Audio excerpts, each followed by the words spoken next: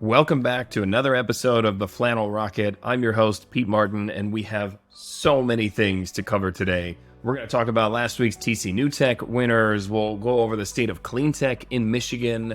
We'll talk about the top venture deals going on around the state of Michigan, another IPO, other great announcements around the state, some events that you need to be going to this week. And we're going to top it all off with a fun fact, and I'll just tell you the spoiler alert right now, it's about pizza. So if you want to learn about these things, stick around. Let's get into the next episode of the Flannel Rocket.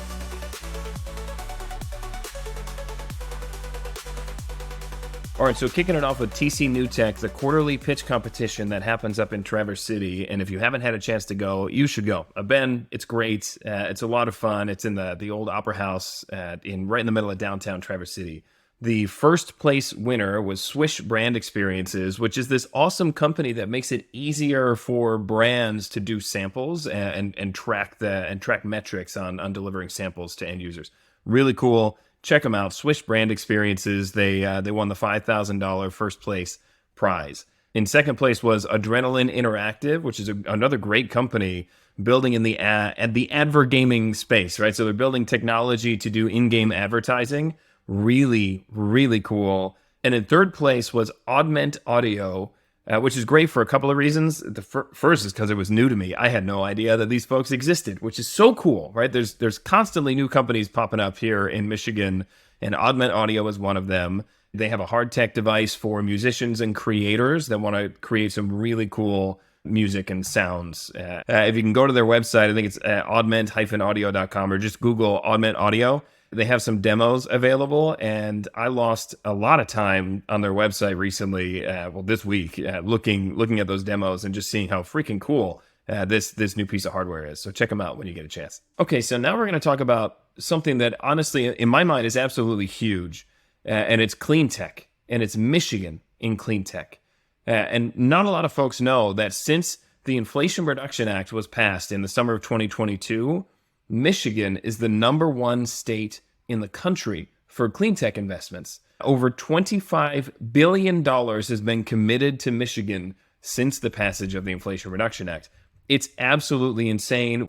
I think I'm going to end up needing to create an entirely separate video talking about what's happening in Michigan in clean tech, and that's both software and hardware, in EVs, in batteries, in solar. And there's so much stuff happening in Michigan that it deserves its own video, and I'll have to find the time to do that. But for now, know that Michigan is the number one state in the country for clean tech, and that's amazing. Moving on to the state of venture around the country, there's a lot of data that's come out now that we're in the middle of Q3 here that shows for the first half of the year, there's some good data, mostly good data. So if you look at data out of CB Insights, they're showing that quarter over quarter, 2 quarters to start the year, venture funding has increased, right? Including in Q2, we saw an 8% increase quarter over quarter. Now that's great. Deal amount is up, but volume is actually down. And so what that means is there's a smaller number of founders that are getting larger check sizes. This data is corroborated by folks like Peter Walker at Carta too. So you see less deals happening, but more money flowing into those deals, which is really interesting. It just means that there's a lot of founders out there that are good founders that are really struggling to access capital right now. Although, if you watched the episode last week, you'll know that venture investing in Michigan is up 100% in the last 6 years, and so it's getting better, significantly better here. But still, lots of founders that need access to capital. Also interesting stat, the most active investors, Sean O'Sullivan Ventures, 35 investments last quarter. Andreessen Horowitz made 33 investments last quarter. I thought it was really fun to compare that to the MSU Research Foundation, which has Michigan Rise and Red Cedar Ventures, which made 26 investments last quarter. And so you've got this, organization hanging out in East Lansing, Michigan, that is making nearly as many investments in a quarter as Andreessen Horowitz is making. And I just thought that was really cool because they're focused all on Michigan and they're able to write that many checks. Love that. Also, more fun data, right? So VCs are calling more capital, right? So 4 quarters in a row, we see capital calls increasing. It's up to $3.5 billion this past quarter, which is still down from 2022, where we were at $4.5 billion. but way better than the low point of 23, where we were at 2.6 billion. So we're up 4 quarters in a row for capital calls, which is, I view that as a really good sign. I'm hopeful that that continues in a really big way. So we'll see what the future holds.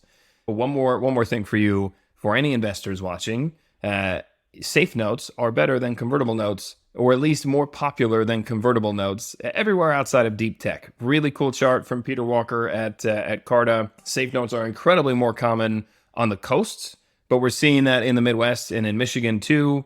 And if you're an investor, look at this data, right? So you might want to look, if you're still using convertible notes, you might want to look at using safes instead. It seems to be a much more common trend, much more common pattern.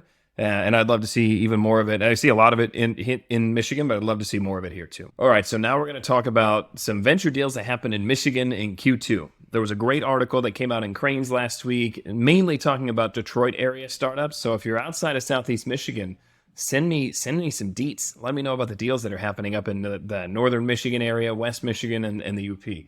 But for Southeast Michigan, they called out multiple deals that happened last quarter.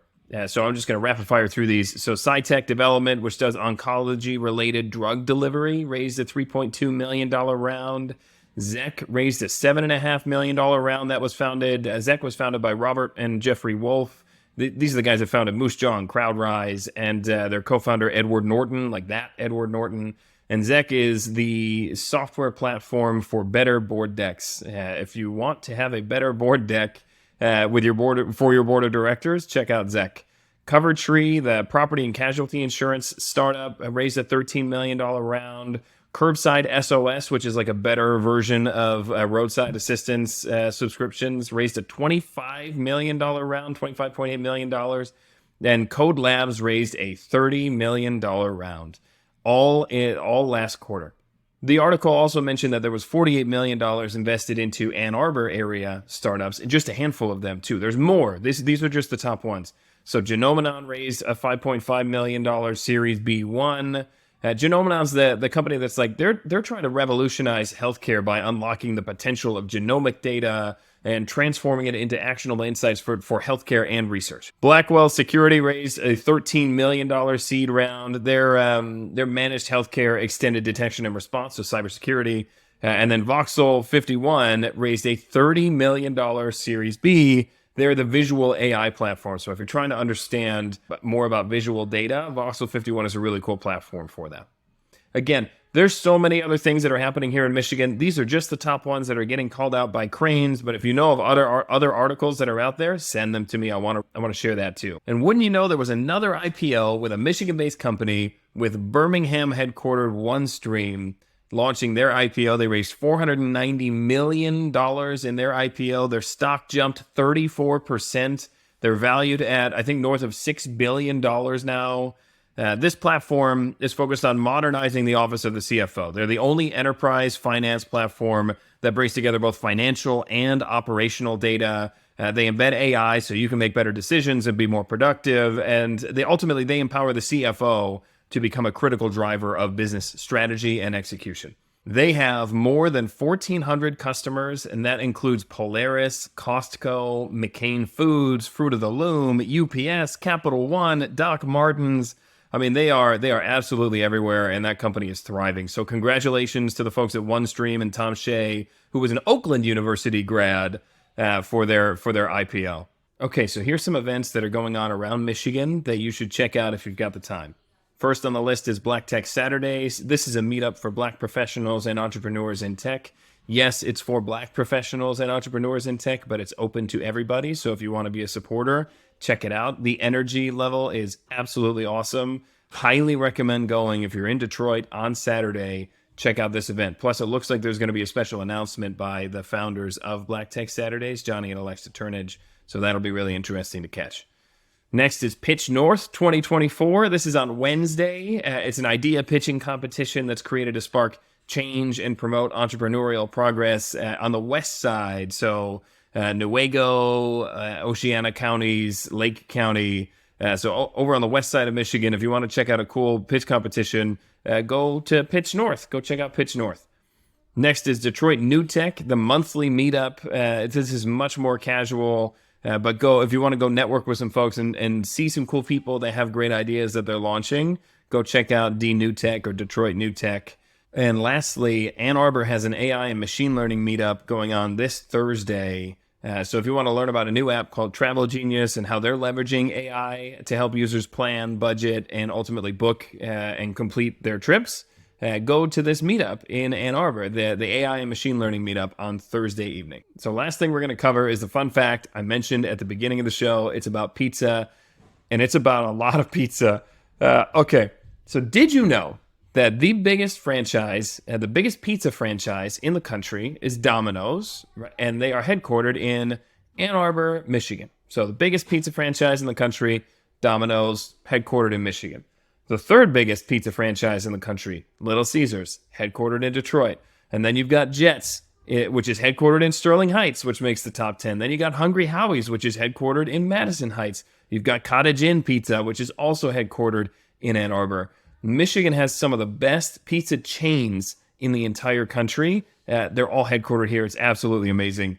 On top of that, Detroit has more independent pizzerias per capita than any other city in the country. They have 6 independent pizzerias per 100,000 residents. That's nearly double the national average of 3.1 per 100,000 residents. And then on top of all of this, Detroit-style pizza, hopefully you've had it before. If not, oh my goodness, where have you been living? Go get some. Detroit-style pizza is not just in Detroit anymore. It's absolutely everywhere. It is a trend nationwide. Detroit-style pizza started in 1946 at Buddy's Pizza. There's such a good history on it. They used to bake this stuff in forged steel pans that they borrowed from local automotive plants, and it turned into this amazing thing in our region, but it's also trending across the entire country. Yelp has seen increases of 26% year over year in searches for Detroit-style pizza. There's a 183% increase in the number of restaurants that carry Detroit-style pizza on their menus. My goodness, Detroit and Michigan absolutely dominate in the pizza space. So there you go. Let me know your favorite pizza place, by the way. Maybe I'll try it out. All right. Thank you. Really appreciate you taking the time to watch and listen. And again, I hope you learned something. I hope this was useful for you. If you've got great ideas or tips or things that you want to be shared around the state and further, send them to me. Comment on the video, or if you're listening to this somewhere else, just send me a message on LinkedIn. I'll try and respond to all of those.